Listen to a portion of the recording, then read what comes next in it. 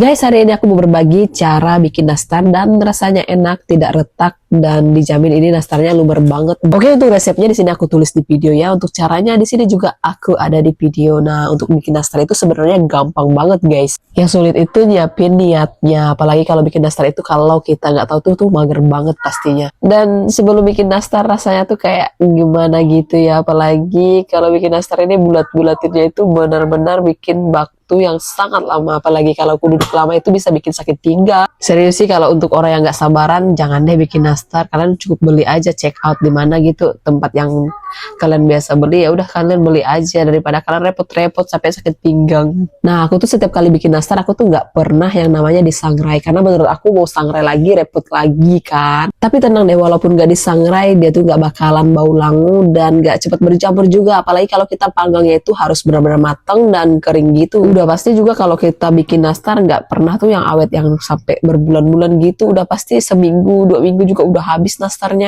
Dan kalau kita pun jualan, yang beli juga seminggu mereka juga udah habis pasti, dan mereka tuh order lagi. Jadi walaupun tepungnya nggak disangrai ya aman-aman aja, ya nggak akan bikin berjamur. Dan penyebab nastar itu berjamur bukan berarti tepungnya tuh nggak disangrai, tapi pas keadaan bakarnya itu, panggangnya itu mungkin masih keadaan basah gitu ya. Dan tingkat kematangannya tuh udah pasti belum sempurna, akhirnya mengakibatkan nastarnya tuh berjamur. Nah, menurut aku kalau panggang kue nastar itu cocok banget sih kalau di open gas gitu. Tapi kalau aku pernah menggunakan open listrik, tapi itu lama banget guys.